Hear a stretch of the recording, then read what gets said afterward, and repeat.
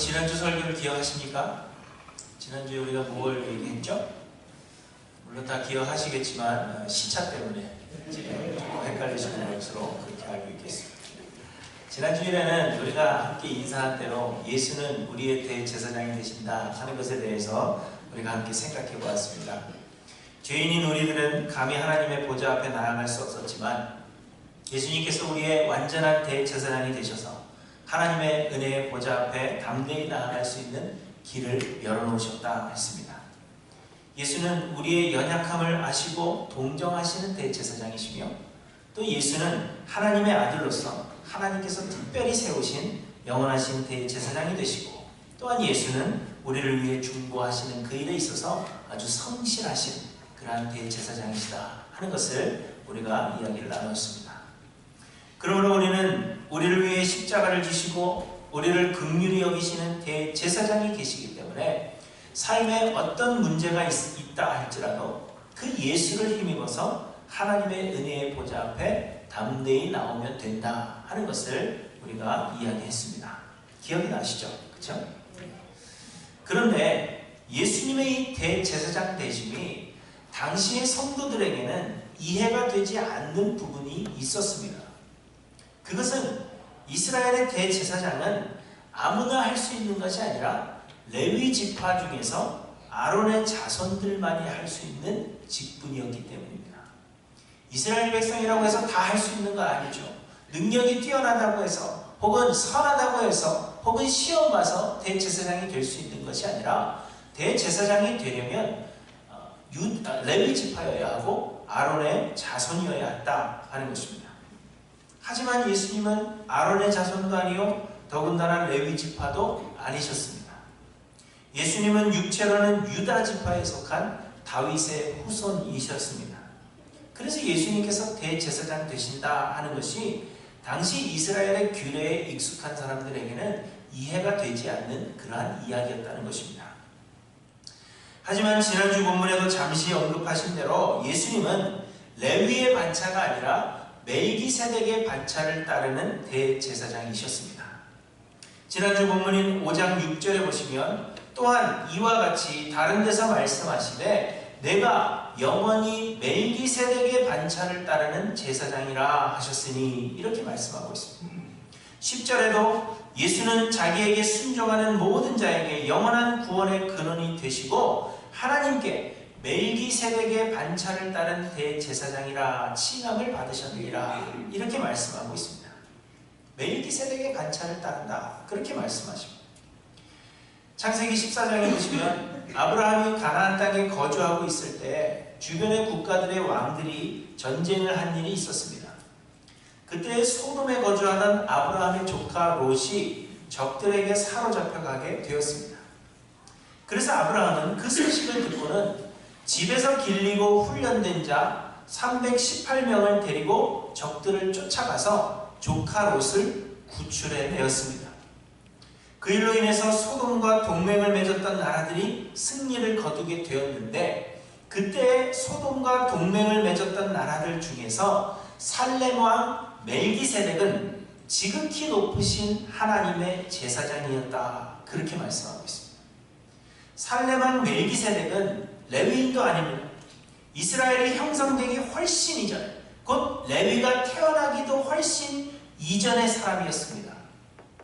그리고 하나님께서 이스라엘에게 율법을 주시기 훨씬 이전의 사람이었지만 그래도 지극히 높으신 하나님의 제사장이었다 그렇게 말씀하고 있는 것입니다. 또한 아브라함은 전쟁에서 얻은 전리품 중에 10분의 1을 지극히 높으신 하나님의 제사장 멜기세덱에게 드렸다 그렇게 말씀하고 있습니다. 여기에서 11조의 유래가 우리 성경에 나타나게 되는 것입니다. 그런데 예수님은 이스라엘 사람들에게 익숙한 이 레위 계통의 대제사장이 아니라 다소 생소할 수 있는 이 멜기세덱 계통의 대제사장이시라 하는 것입니다.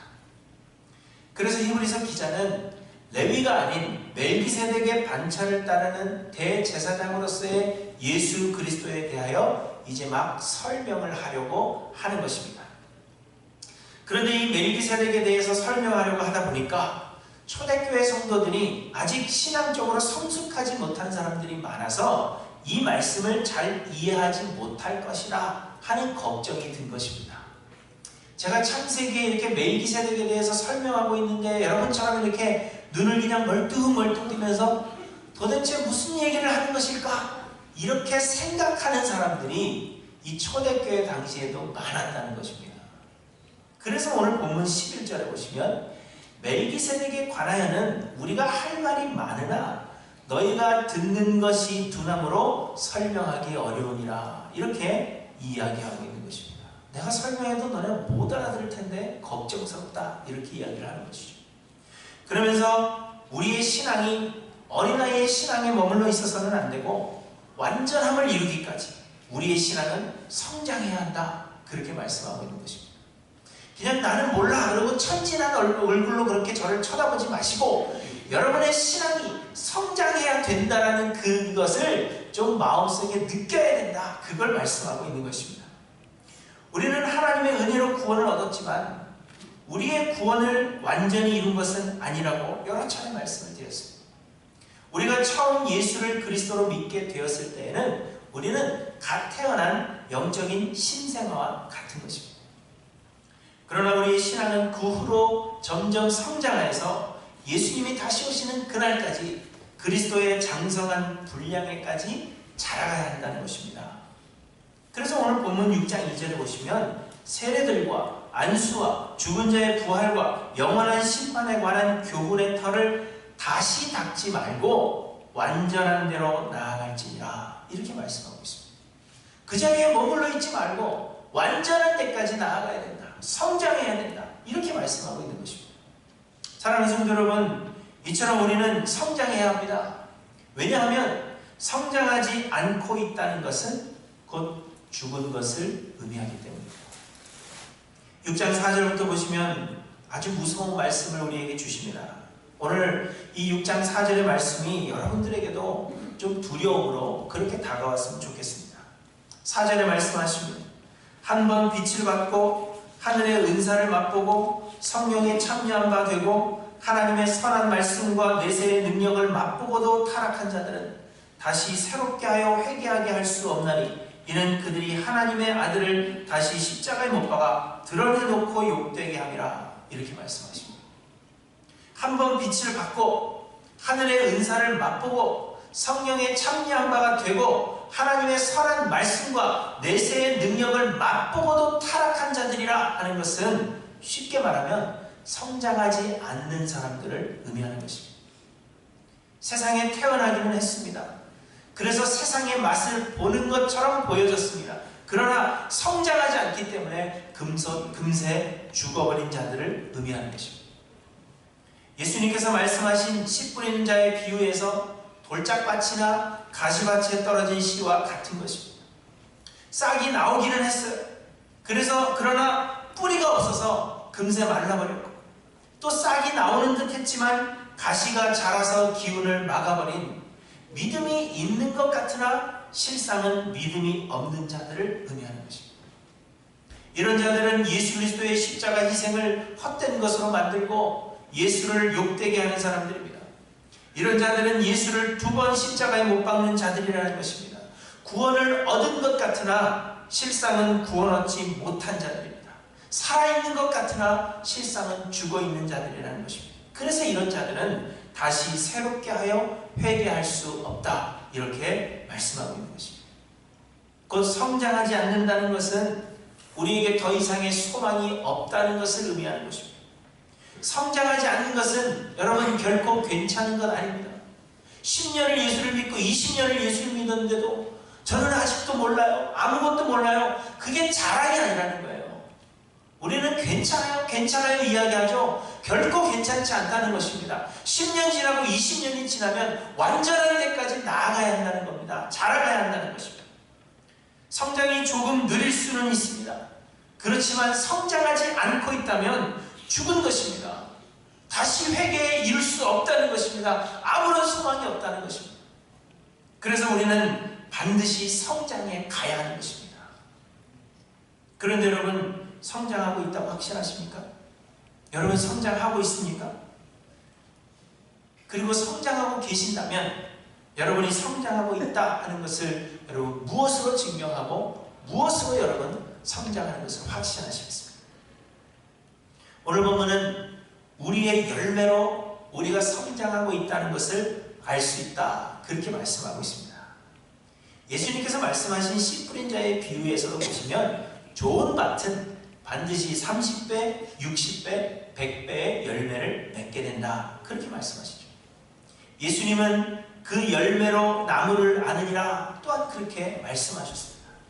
또한 예수님은 여러 곳에서 아름다운 열매를 맺지 아니하는 나무마다 찍혀 불에 던지리라, 그렇게 말씀하고 있습니다. 오늘 본문의 7절과 8절에도 보시면 땅이 그 위에 자주 내리는 비를 흡수하여 밭가는 자들이 쓰기에 합당한 채소를 내면 하나님께 복을 받고, 만일 가시와 엉겅퀴를 내면 버림을 당하고 저주함에 가까워 그 마지막은 불사람이 되리라, 그렇게 말씀하십니다. 이처럼 우리의 열매로 우리가 성장하고 있다는 것을 아는 것입니다. 갈라디아서 5장 22절에 성령의 열매를 말씀하십니다. 오직 성령의 열매는 사랑과 희락과 화평과 오래 참음과 자비와 양선과 충성과 온유와 절제니 이 같은 것을 금지할 법이 없느니라, 이렇게 말씀하십니다. 이것이 성장하여서 완전한 대로 나아가는 자들이 맺는 삶의 열매입니다. 그런데 사랑하는 성도 여러분, 이것 외우는 게 중요한 게 아니라 우리에게 이 열매가 나타나고 있느냐 하는 것입니다. 우리는 성장하고 있느냐는 것입니다. 오랜 시간 예수를 믿는데, 그래서 우리가 그것이 우리에게 자랑이죠. 나는 이 교회 몇 년 다녔습니다. 몇 년 다녔습니다. 그게 우리의 자랑인데, 그게 자랑이 아니라 그만큼 나는 성장하고 있는가, 그만큼 나는 열매를 맺고 있는가, 그것을 돌아보셔야 합니다. 성장하지 않는다는 것은 소망이 없고 죽은 것이라는 아주 무서운 오늘의 말씀을 여러분 기억하시기를 바랍니다. 그러므로 여러분의 삶을 돌아보셔서 성장하기를 간절히 소망하시고 또한 성장해 가시는 저와 여러분들이 되시기를 주님의 이름으로 간절히 축원합니다. 오늘 보면은 우리가 성장하여 성령의 열매를 맺고 완전한 대로 나아가려면 어찌해야 하는가, 그 방법을 우리에게 말씀해 주시는데, 그 방법은 단단한 음식을 섭취하는 것입니다. 5장 12절부터 보시면 때가 오래되었으므로 너희가 마땅히 선생이 되었을 터인데 너희가 다시 하나님의 말씀의 초보에 대하여 누구에게서 가르침을 받아야 할 처지이니 단단한 음식은 못 먹고 젖이나 먹어야 할 자가 되었도다, 이렇게 말씀하십니다. 여러분, 신생아일 때는 어머니의 젖이면 충분합니다. 그러나 시간이 좀 지나서 약 4개월 정도부터는 부드러운 이유식을 먹어야 합니다. 그리고 이빨이 나기 시작하면서부터 조금씩 단단한 음식을 먹어야 합니다. 단단한 음식을 먹지 않고 우유나 혹은 부드러운 음식만 먹는다면 영양의 불균형을 가져와서 제대로 성장하지 못하게 됩니다. 그리고 단단한 음식을 먹어야만 이빨도 더욱 튼튼해지죠. 그래서 더 단단한 음식을 먹을 수 있게 되고, 그래서 더욱 건강하게 성장하게 되는 것입니다. 그래서 성장하기 위해서는 단단한 음식을 섭취해야 하는 것입니다. 그런데 신앙에 있어서도 마찬가지입니다. 영적 성장을 이루기 위해서는 우리는 젖만 먹어서는 안 되고 단단한 음식을 섭취해야 한다. 그래야 성장한다, 우리에게 말씀하시는 것입니다. 그런데 13절에 보시면 이는 젖을 먹는 자마다 어린아이니 의의 말씀을 경험하지 못한 자라요, 이렇게 말씀하십니다. 성장을 위해서는 단단한 음식을 먹어야 하는데 그 단단한 음식이 뭐라고요? 의의 말씀이다, 하나님의 말씀이다, 그렇게 말하고 있는 것입니다. 그리고 14절에 보시면 단단한 음식은 장성한 자의 것이니 그들은 지각을 사용함으로 연단을 받아 선악을 분별하는 자들이라, 이렇게 말씀합니다. 그들은 지각을 사용한다는 것입니다. 그러므로 단단한 음식이라 하는 것은 하나님의 의의 말씀인데, 이 말씀은 지각을 사용해야만 이해할 수 있는 말씀이라는 것입니다. 곧 생각하게 하는 말씀을 먹어야 한다는 것입니다. 더 쉽게 말씀드리면 공부하셔야 된다. 하나님의 말씀을 그냥 듣는 것으로 그치는 게 아니라 그 말씀을 공부하셔야 된다. 더 깊은 의미를 알기 위해서 힘써야 한다는 것입니다. 이것이 단단한 음식입니다. 6장 1절부터 보시면 그러므로 우리가 그리스도의 도의 초보를 버리고 죽은 행실을 회개함과 하나님께 대한 신앙과 세례들과 안수와 죽은 자의 부활과 영원한 심판에 관한 교훈의 털을 다시 닦지 말고 완전한 대로 나아갈지니라 이렇게 말씀하시고 신앙생활을 막 시작하면서부터 알게 된 간단한 교리들이 있죠. 우리가 어떻게 예수를 믿는가, 우리가 어떻게 해야 구원을 얻는가, 우리가 부활할 것입니다. 어려움을 당해도 우리는 부활할 것입니다. 예수님이 여러분과 함께 하십니다. 우리는 곧 하늘나라로 가게 될 것입니다. 이러한 간단한 교리에 머물러 있지 말고 하나님의 말씀의 그 깊은 의미를 깨달아 아셔야 한다는 겁니다.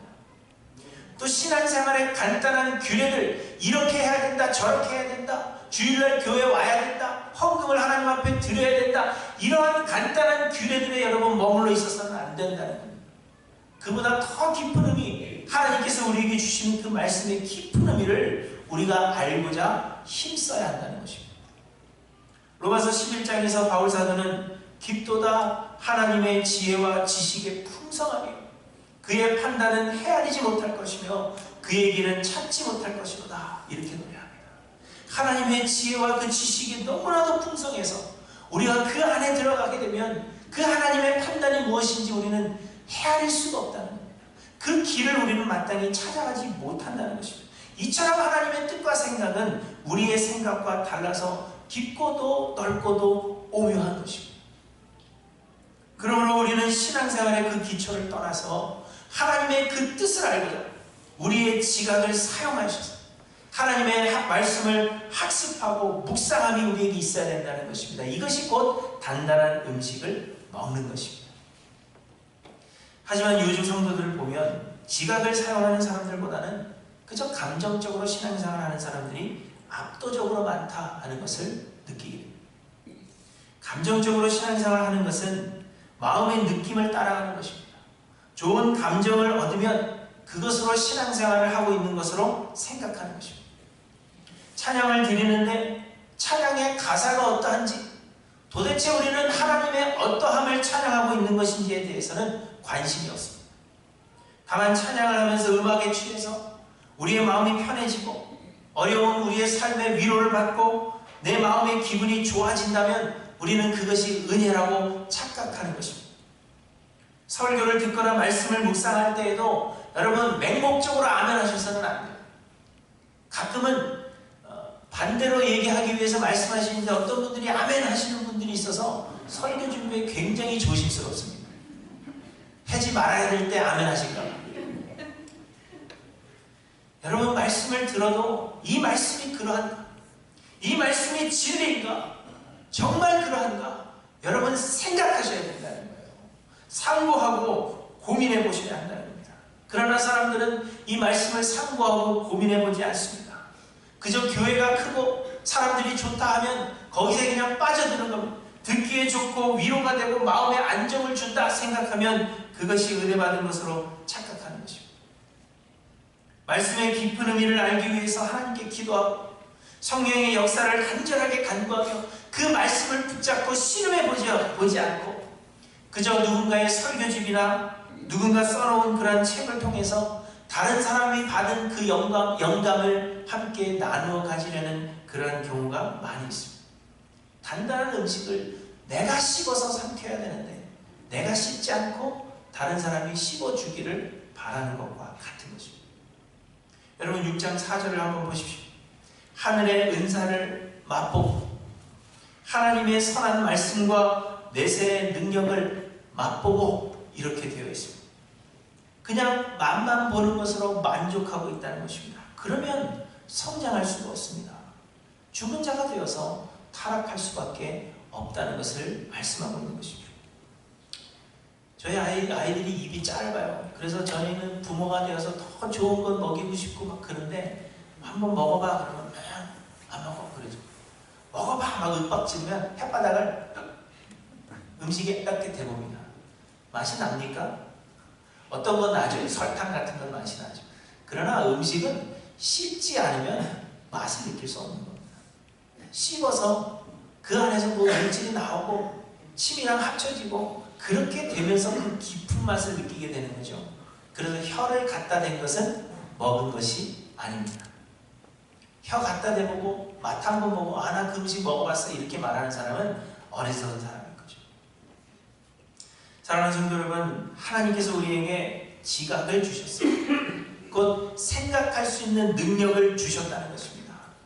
생각하지 않는 사람은 사람이 아닙니다. 짐승입니다. 그러므로 여러분 공부를 좀 하시라는 겁니다. 말씀을 더 알기를 소원하시는 저와 여러분들이 되시기를 바랍니다. 그저 마음에 감동되고 위안되고 내 마음에 평안함을 주는 그런 말씀만 맛보고 다른 사람들이 좋다 하니까 그저 내 마음속에 좋다 그렇게 생각하실 것이 아니라 하나님의 말씀의 깊은 의미를 알고자 힘쓰시는 하이랜드 교회 모든 성도님들이 되시기를 바랍니다. 단단한 음식을 먹어야 됩니다. 젖만 먹어서는, 부드러운 음식만 먹어서는 안 된다는, 성장하지 못한다 하는 것을 여러분 기억하셔서 더 단단한 음식, 하나님의 그 말씀의 깊이를 알아가기를 소망하시는 저와 여러분들이 되시기를 바랍니다. 그런데 우리가 이 단단한 음식을 먹되 자주 섭취해야 된다 그렇게 말씀하십니다. 7절에 보시면 땅이 그 위에 자주 내리는 비를 흡수하여 밭가는 자들이 쓰기에 합당한 채소를 내면 하나님께 복을 받고 이렇게 말씀하십니다. 땅이 그 위에 자주 내리는 비를 흡수해야 한다는 것입니다. 씨앗을 땅에 심어서 싹이 나고 자라서 열매를 맺게 하려면 물이 반드시 필요합니다. 물이 없으면 씨앗은 메말라서 금세 죽게 됩니다. 그런데 물이 없어도 문제가 되지만 한꺼번에 너무 많은 물을 주어도 문제가 되는 것입니다. 가뭄도 문제지만 홍수도 문제라는 것입니다. 가장 좋은 것은 적당한 양의 물을 자주 대주는 것입니다. 그래서 신명기 11장에 보시면 여호와께서 너희의 땅에 이른 비, 늦은 비를 적당한 때에 내리시리 너희가 곡식과 포도주와 기름을 얻을 것이요 이렇게 말씀하고 있습니다.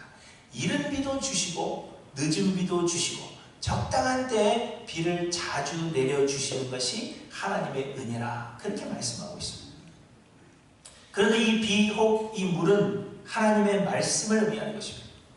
고린도전서 3장 6절에 바울 사도는 나는 심었고 아볼로는 물을 주었으되 오직 하나님께서 자라나게 하셨나니 이렇게 말씀하십니다. 그러므로 단단한 음식인 하나님의 말씀을 먹되 한 번에 많이 섭취하고 끝내는 것이 아니라 자주 섭취해야 한다는 것입니다. 땅이 그 위에 자주 내리는 비를 흡수해야만 잘 자라서 열매를 맺게 된다는 것입니다. 그런데 안타깝게도 대부분의 성도님들은 보면 끈기가 없고 하나님의 말씀을 공부하고 묵상하는 데 있어서 연속성이 없습니다. 대부분 성도님들이 그렇습니다. 작심삼일로 끝나는 경우들이 굉장히 많죠.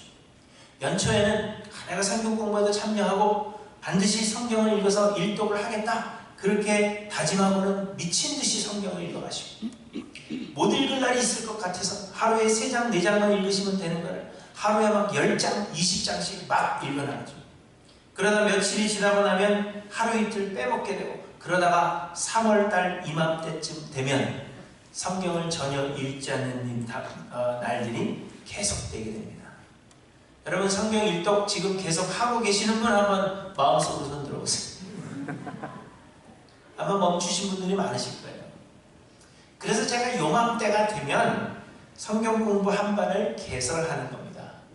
그리고 또 이따가 여름이 지나고 가을바람이 솔솔 불기 시작해서 여러분들이 어딘가 떠나고 싶어 할 때쯤에 다시 가을 성경 공부 한 반을 또 개설하는 거죠. 그리고 어떤 분들은 오래전에 경험하는 것으로 평생 신앙생활을 하려는 분들이 있습니다. 6.25 때 경험한 하나님의 은혜로 평생을 살아가시는 거예요. 만날 때마다 6.25 얘기해요. 지금이 때가 어느 때인데 예수를 처음 믿었을 때 내가 경험한 그 은혜를 평생을 이야기하시는 분들이 있어요. 어떻게 하다가 한 번 성경을 일독하셨다면 그것이 내 평생의 의무를 다한 것으로 생각하시는 분들이 있다는 겁니다. 그래서 아직도 예전에 배운 것 가지고 예전에 경험한 그 은혜를 가지고 평생을 물어먹으면서 나는 신앙생활 잘하고 있다 그렇게 생각하시는 분들이 너무 많다는 겁니다. 그러나 신앙은 성장하지 않고 이미 그것이 메말라 죽어버렸어요. 아무런 감동을 줄 수 없습니다. 그럼에도 불구하고 그것을 붙잡고 신앙생활을 하시는 분들이 많이 있다는 것입니다. 사랑하는 성도 여러분, 여러분은 어떠하십니까? 땅이 그 위에 자주 내리는 비를 흡수해야만, 그래야만 잘 자라서 열매를 맺을 수 있다는 것을 여러분 잊지 않고 기억하시길 바랍니다. 혼자 하시기 힘드시면 성경 통독반 나오십시오. 혼자 하기 힘드시면 성경 공부 참여하시기 바랍니다. 또 혼자 하기 힘드시면 누군가에게, 친한 사람에게 같이 읽자, 같이 하자, 그렇게 이야기해보세요. 커피 드시러 가지 마시고. 단단한 음식 여러분 자주 섭취하셔서 우리 신앙도 성장하고 또 열매를 맺어서 완전한 대로 나아가시는 저 여러분들이 되시길 바랍니다. 그리고 우리는 완전한 대로 나아가기 위해서 하나님의 은혜를 구해야 합니다. 2절에서 신앙생활의 기초를 다시 닦지 말고 완전한 대로 나아가자 그렇게 권면하고 있는 히브리서 기자는 3절에 하나님께서 허락하시면 우리가 이것을 하리라 이렇게 말씀하십니다. 우리가 완전한 대로 나아가는 데 있어서 하나님의 은혜가 전적으로 필요하다는 것입니다. 우리는 그 누구도 스스로 하나님을 찾을 수가 없고 하나님의 말씀을 스스로의 능력으로 이해할 수도 없으며 그렇기에 스스로 완전한 대로 나아갈 수가 없는 자들입니다. 우리는 이미 허물과 죄로 인하여 죽었던 자들입니다. 죽은 자들은 아무것도 스스로 할 수 없는 것처럼 우리는 아무것도 스스로 할 수 없는 자들이라는 것입니다. 그래서 우리에게는 생명의 근원이 되시는 하나님의 은혜가 전적으로 필요합니다. 하나님께서 우리에게 새로운 생명을 허락하지 아니하시고 하나님께서 우리에게 성령을 보내주시지 않는다면 우리는 아무것도 스스로 할 수 없다는 것입니다. 우리는 결코 스스로 중생할 수 없으며 스스로 완전한 데까지 나아갈 수가 없는 자들입니다. 하나님께서 허락하셔야만 우리가 이것을 할 수 있는 것입니다. 그런데 여러분, 하나님께서 이미 우리에게 완전한 대로 나아가는 일을 허락하셨습니다. 여러분, 어떻게 이것을 알 수 있습니까? 그것은 우리 안에 있는 예수 그리스도에 대한 믿음 때문입니다. 고린도전서 12장 3절에 성령으로 아니하고는 누구든지 예수를 주라 할 수 없느니라 이렇게 말씀하셨습니다. 예수 그리스도에 대한 베드로의 고백에 예수님은 말씀하시기를 이를 내게 알게 하니는 혈육이 아니요 하늘에 계신 내 아버지시니라 이렇게 말씀하십니다. 우리에게 예수 그리스도에 대한 믿음이 있다면 예수님이 나의 죄를 대신하여 십자가를 지셨고 그 예수님이 나를 구원하신 구원주시라는 그 믿음이 있다면 하나님의 성령이 우리에게 거하신다는 증거입니다. 여러분이 잘나서 믿게 된 것이 아니라 하나님께서 여러분에게 성령을 보내주셨기 때문에 그 성령의 능력으로 말미암아 여러분이 믿게 된 것입니다. 그러므로 우리에게 믿음이 있다면 예수 그리스도에 대한 믿음이 있다면 하나님께서는 우리에게 성령을 허락하신 것이요 또한 우리가 완전한 대로 나아가는 그 길을 이미 허락하여 열어놓으셨다 하는 것을 말씀하시는 것입니다. 성령이 우리 안에 거하신다면 완전한 대로 나아가지 않을 수가 없는 것입니다. 여러분, 생명이 있는데 어떻게 그 생명이 자라나지 않을 수 있겠습니까? 생명이 없기 때문에 자라지 않는 것입니다. 그러므로 우리 안에 성령이 계신다면 성령이 우리에게 새로운 생명이 되시기 때문에 우리는 성장할 수밖에 없다는 것입니다. 단단한 음식을 사모하게 되고 그래서 그 음식을 자주 섭취하게 되며 그래서 완전한 대로 나아가게 하시는 것이 하나님께서 우리에게 주신 성령의 역사라는 것입니다. 그래서 여러분, 우리가 성장하지 않는다는 것은 심각한 문제입니다. 왜요? 우리 안에 성령이 계시지 않는다는 의미이기 때문에. 우리가 성장하지 않는다는 것은 기다려줄 수 있는 문제가 아닙니다. 우리가 성장하지 않고 있다는 것은 우리가 죽었다는 것을 의미하는 것입니다. 그래서 여러분, 우리는 반드시 성장해야 한다는 것입니다. 그러므로 사랑하는 성도 여러분, 하나님의 은혜를 구하십시오. 하나님이 허락하셔야 우리가 이것을 할 수 있고 성령을 선물로 주셔야만 우리가 성장하여 완전한 대로 나아갈 수가 있는 것입니다. 하나님의 은혜를 여러분 간절히 간구하시고 성령을 선물로 받으시는 저 여러분들이 되시기를 바랍니다.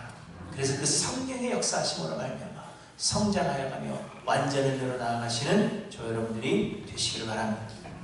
말씀을 마칩니다. 많은 사람들이 그저 입술로 예수를 믿는다 고백하고 교회에 열심으로 출석하면 그러면 구원을 얻는 것으로 그렇게 생각합니다. 그러나 여러분, 결코 그렇지 않습니다. 우리의 구원은 예수 그리스도의 은혜로 시작되었지만 아직 완전히 이룬 것이 아닙니다.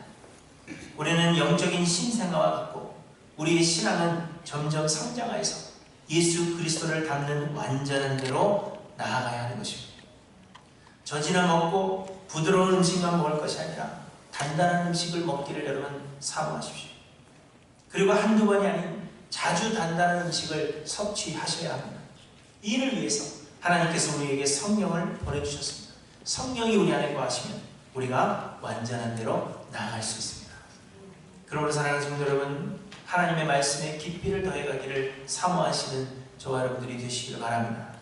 하나님의 은혜를 간구하시고 하나님과 그의 보내신 예수 그리스도를 더 알아가는 일에 여러분 힘쓰시고 소망하셔서 그리스도의 장성한 분량에까지 완전한 대로 나아가시는 하이랜드 교회 모든 성도님들이 되시기를 주님의 이름으로 간절히 축원합니다. 기도하십니다.